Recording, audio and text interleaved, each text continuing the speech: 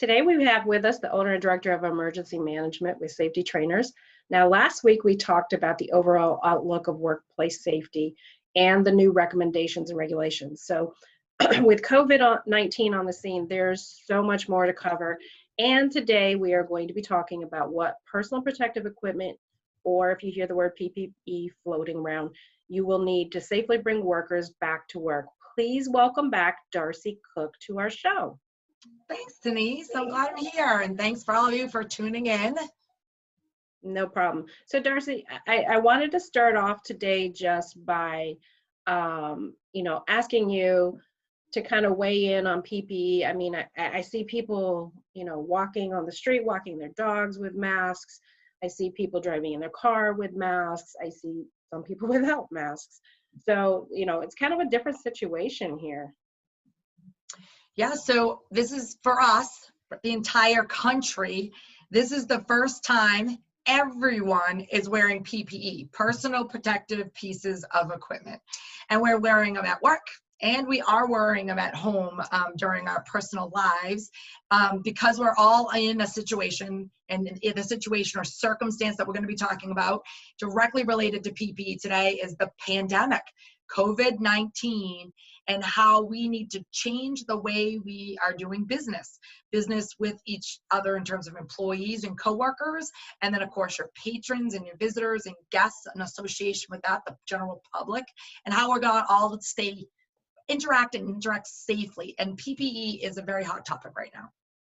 Absolutely. So, unless you're in, say, healthcare or have worked with some kind of equipment where you need to protect yourself with respirators or gloves or other things against chemicals, there's a lot of companies out there that have never ever had to use PPE. So what's required now that we're starting people back to work, and what do business owners need to know? Yeah, so I'd love business owners to take a step back, because basically right now we've just been following what everyone else is doing and kind of just doing whatever the CDC has been telling us to do. But owners of companies have a bigger responsibility. And so whether it's the owner of the company or the executive team that's carrying out on behalf of the owners of a company, right? We have to understand that we are governed and regulated by many different agencies. EPA, FDA, OSHA, DPH. Now we're talking about the state. We've got the advisory boards for your states, like getting people back to work, their recommendations. We've got the CDC, we got the World Health Organization. So we've been kind of just putting out fires in our businesses and just trying to keep up and follow what everyone else is doing. But now we need to stop. And so the only organization, federal law, that governs the safety and health of employees, so we're going to be talking about the workplace, is OSHA. And OSHA, they have guidelines and they have directives and they have books that are this thick that we all should be following along. But this pandemic, COVID-19, is slightly different. You cannot turn to a page in OSHA's book and read about what to do in a pandemic and follow a specific set of laws, rules, guidelines around it. So it is a little bit of uncharted water. But our foundation for our conversation is going to be around OSHA's personal protective equipment standard and how companies need to be responding. The first thing is we need to look at what's called the hierarchy of controls. We've been putting PPE on, but there are other things as a company that we have to do above and beyond just handing our employees masks. So this upside down triangle that you can Google search, hierarchy of controls, has 5 levels in it. I personally add a 6th level in it because of what we're dealing with the COVID in terms of COVID-19. And these levels are what we are expected as business owners to go through. And the bottom one, the last line of defense against COVID-19, is putting people in face shields and masks and the hand washing concept. So I think the first thing that we need to start our conversation today is about this hierarchy of controls, Denise, and what these 5, Darcy's 6 levels actually mean. So I know you mentioned on the last podcast the hierarchy of controls, and you went into that just a little bit. Could you go into that in more detail and using the COVID-19 situation as an example of, how this applies. Yeah. So let's say OSHA wants you to identify hazards and risks to your employees when you are trying to provide a healthy and safe environment. That risk right now, that exposure, is COVID-19. So if we stuck that at the top of our hazard assessment form, COVID-19, and we say, okay, how does this apply to all of our employees? We say, can we eliminate it? And the first thing we did is send a lot of people home, right? We shut down our businesses for some of us, and we eliminated the risk of you catching COVID-19 in my building as my employee because I sent you all away. Well, we can't operate like that. So we brought everyone back. And so now the next level is called substitution. How many people do I have to have in my building? How many people can I have working from home remotely? Can I outsource things? Because if I'm keeping people away from people, then I'm decreasing the likelihood of exposure of COVID-19. In the next levels, this is where the engineering controls come into place, administrative controls. Engineering is your redesign, how you enter your building, how you exit your building, how many seats you have in your conference rooms, how many people you allow in your break room, blocking off every other urinal so no one's standing shoulder to shoulder in the urinals. These are all the engineering changes that you're making. And then the administrative controls are the rules. We don't handshake anymore, how often we have to wash our hands before, after entering the building. We don't travel maybe. So the rules. I added that 6th level between engineering and administration as warnings. And in our other podcasts, we'll be talking about that. That's the posting, posters, information, directional signage. And then, of course, the last one, and that's where we are today. We're skipping all the other ones and getting to the bottom ones because people are so confused right now about what to do, is PPE. And when you get to the PPE section, we have to say, what's the hazard? What are we trying to prevent? And what is the right PPE for the job? Now, all your departments right now are wearing masks or face shields or coverings of some sort. But there are other PPE that might not apply to some of your departments. And so that's kind of what I want to break down today is the employers have responsibilities around PPE, and so don't the, did I say employer? The employer has rules they have to follow, and the employee has responsibilities that they must also follow. Absolutely. So as I understand the hierarchy of control, you put eliminate, and I had to write them down to remember, elimination, substitution, the engineering and administrative. Yours, you put in an additional one, and that was the warnings, and then PPE. So I know we're going to be talking about some of these other items. I know we're going to be talking about signage, administration, documentation on a couple of other podcasts that we'll be doing. But the PPE, it seems to be the most confusing. So, and risk. How do you choose? Okay, so here we go. So the first thing, exactly that. How do I choose? So if we're going to just talk about COVID-19, I think the easiest thing for it is you don't really have to walk around to figure it out. It's obvious. We've got to be wearing eye protection. We've got to be wearing some form of a face covering. And in some cases, based on if you had laundry services or you're working with directly in the healthcare world, you might have to have a gown. You might have to add an extra layer, which is actually a face shield. There are some jobs, and this is to be determined. As everyone goes back to work and starts wearing face coverings, based on the jobs that they're doing, the face coverings or the eye protection that they're wearing might pose a new hazard. So as a business owner, even though to protect you against COVID-19, I need to put this on you, in doing so, the job that you're doing, I might have just created another risk or another hazard for you. So that's where that hierarchy of controls comes into place. So once we've looked at the jobs that each of us are doing and we put the basics, PPE on us, we have to make sure, again, number one, are we creating another hazard, and is there another way?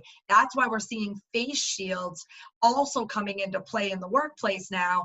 We're seeing some cases where the face shield and eye protection are layered, face shield and mask is layered, again, depending on your exposure. If you guys have got great ventilation and great circulation, and you're keeping 6 feet apart, and you've got really good hand washing, and nobody has to touch the same object multiple times, then the risk of COVID-19 in your building is less than in mine. And therefore, you can make some adjustments to that PPE within your building. So choosing the right PPE, here's my concern right now. We are in a supply chain shortage. And you guys didn't have relationships with supply chains buying this stuff before. So we have to be careful about scams, about false advertising, about what these PPE can and can't do. So you've got to first find a trusted partner, a trusted resource of where you're going to be getting your PPE from, and knowing that the PPE is going to do what it says it does in the box. Let me just give you a quick consumer warning. If you buy PPE off of a website that's got OSHA approved all over it, run, run, run. Click off of that immediately. First of all, OSHA does not approve anything when it comes to PPE. Those standard organizations that you want to know, how do you know that if you shot a nail gun at my, eye protection, it wasn't going to shatter and the nail was going to get stopped? How do you know if you take a sledgehammer to my boots that the hot dog inside the boot isn't going to come out exploded and destroyed? Who's actually testing, taking a watermelon and putting a hard hat on it and smashing it and seeing that the watermelon doesn't explode? Who's doing that? ANSI, ANSI, and NIOSH, NIOSH. Those are the organizations that you want to look for their stamp of approval when you are purchasing and buying. Challenge is, ANSI and NIOSH PPE is scarce. It's limited. Again, you've got to find that trusted source. And you need to either work with a safety consultant or do the research yourself. There have been other PPE that's been approved temporarily, interim, while we are in crisis by some of our regulatory agencies that will allow you to bring things in like a N95 respirator, which we'll talk about shortly. But they are allowing some variations, just like they're allowing face coverings and bandanas and Yetis in addition to a dust mask or a surgical mask, right? So those are the things that we want to start off looking at. Good partnerships. Let's make sure we're getting what we need. If you needed to buy gloves for burns, you need to make sure the gloves are going to not cause burns. If you need gloves for not slicing open your hand, we've got to make sure the material it's made out of is going to slice open your hand. So be a smart consumer. That's number one. Absolutely. And I think that's absolutely great advice, because I think in general, businesses that have not had to deal with PPE for their employees would not know that the ANSI and NIOSH designation are the approvers versus OSHA, because our familiarity as a general business owner that doesn't do a lot with OSHA goes, oh, okay, OSHA, that's great. So that's key. Now, you did talk a little bit about some substitutions, and I know some business owners are asking, what can they substitute if they can't get the N95 or the mask? Yeah, so here's what our regulators and our legislation is asking. First of all, if your company or business does not need N95 respirators, but let's be clear, an N95 is an actual respirator. It is not a dust mask. It's not a face covering. You have to follow a very strict set of rules when using an N95. And we're asking that unless you're in direct healthcare or in the funeral services industry or emergency management, that you leave these N95s for what we're calling our frontline defense individuals. The rest of us, it's about containing our spit. It's containing our sneeze, our cough. We're just trying to make sure that when you cough and you sneeze, and if you get excited like me talking and you start spitting all over the place, that it's not landing on contact surfaces, the same surfaces that you and I are going to touch. Also, you don't want me coughing into the air and you walking into it and inhaling it. So our eyes, our nose, and our mouth and our hands are the entry points, or what we're trying to protect, keeping this COVID-19 out of our space. So each company, business, you listening, all of your industries, what you have to decide is what can you get access to and what are you going to allow? We all have to wear some form of a face covering. So you can actually Google search up and they'll tell you different materials that have different values of filters and particles. I mean, at the end of the day, you're either going to get a surgical mask, you're going to get a dust mask, or have everyone wear cloth masks. But please note that under the PPE rules, whatever the PPE is that you choose, you now need to teach and train your employees in the following. This is really big. Okay, you guys ready? So whatever you've chosen, number one, you need to tell me what it is, What are the limitations of it? What does it or doesn't it protect me from? You have to teach me, physically show me how to put one of these things on, these face masks on correctly, eye protection on correctly. Not only have to tell me how to put it on correctly, you have to show me how to take it off correctly. Because if we're putting it on to protect us against contaminants, and you go to take it off and you're touching everything with it, then you're probably contaminating yourself after having worn it all day long. So we need to learn how to put it on. We need to learn how to take it off. We have to teach our employees that. We have to teach our employees how to store it if it's reusable. We have to teach them how to clean it if, again, it's reusable. If it's disposable, we have to throw it away. Now, there are some leniences in disposable items. So the masks can be reused right now in certain circumstances. But as a company, we have to say if it's ripped, it's torn, it doesn't stay on, it's not secured, if it's soiled, it's wet, if you're coughing, if you're sneezing in it. We have to list all this criteria of when you have to get a new disposable or replace it, or you just replace it every time you come into work. So we have to teach you how to store it, clean it, and then I have to tell you the process of how you get new PPE. The rules that I'm going to make in my company are going to be different if I'm giving you a disposable mask versus giving you a cloth mask. Because I'm going to tell you the cloth masks, if it was my business, we're alternating them. We're cleaning them and washing them every single day, right? We're putting them on when we come in our building, taking off when we come out, versus the disposable, which I'm going to give you a new one every single day. But during the course of your day, if it gets soiled, ripped, torn, you need to come get a new one. Absolutely. And not quite PPE, but I've heard a lot of businesses talk about infrared scanners, thermometers, checking temperatures. How does that fit in there? Yeah, so there's a CDC recommendation right now. Now, I don't know if that is going to be continued. I don't know if that's going to continue to be allowed, as in terms of checking temperatures and determining who gets to go home and stay based on a temperature check. However, for right now, it is part of what we are adopting as a best practice during this COVID time, right, during this pandemic. And so what we're finding is a lot of companies are actually testing their employees outside the building before you even get in. Because if I let you in the building and you have a 100.4 temperature and now I've allowed you in, have you talked, coughed, touched, so the whole thing is this stuff is typically happening outside of a building. Some companies are asking their employees to self-monitor. So as part of their come to work sick policy, their new revisions, they're saying, Darcy, I need you to check your temperature at home.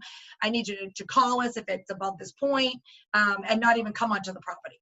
Come onto the property, right? And we'll check you again before you come through the door. But, they're using this as a gauge around who can or can't come into their building. It's also probably pretty smart for your vendors, visitors, if you're letting your suppliers, if you're letting any of those individuals come into your building.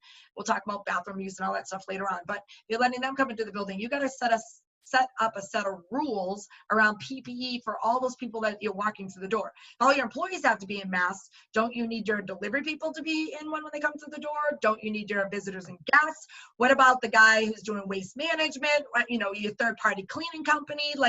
Whatever you're setting up for rules, you should be setting those rules up across the board for all interaction. Because remember, the goal is if I'm a visitor and guest and you aren't putting the same responsibilities on me, I can be coughing, spitting, and drooling all over your building, and now your employees touch it or breathe it in, and ultimately there's your exposure. So we've got to all be doing the same thing the same way. And this rolls perfectly into what we'll be talking about next week. So next week, we are talking about the signage and documentation in the workplace, and all of these things that you mentioned about, vendors and checking outside the building and how they document and how they train their employees, as well as how they're listing it. Those are things that we're going to be talking about. And I know that you're going to give actionable steps for our listeners so that they can put all of those things in place. So Darcy, I really appreciate it. Tell our listeners how they can find you. Yeah, so you can get a hold of us at safetytrainers.com. That's our website. You can always call our office, but that's the easiest place to start to get information and connect with us. You'll actually see my personal email as well. So thank you, Denise. 2 quick closing comments for those of you who are listening. Number 1 is you're going to have to post signs all over about wearing masks. No shoes, no service, no no mask, No mask. no shoes, no service, right? So the other thing too is the N95 respirator. We didn't have time to get into it today, but you need to look up, if you're going to put your people in N95 respirators, you need to understand the respiratory protection program under OSHA. You have to medically clear your employees. You have to fit test your employees. And there are a lot of regulations around it. It's why I'm telling you, if you are not a healthcare provider, stay away from the N95s. Do your homework behind that. You got to do your due diligence and know what you're expected to do from a regulatory standpoint. That's also important to know. You've given us so much to think about today. I really appreciate your time. Well, thank you, everyone. Be safe, stay well, and we'll talk to you on the next podcast.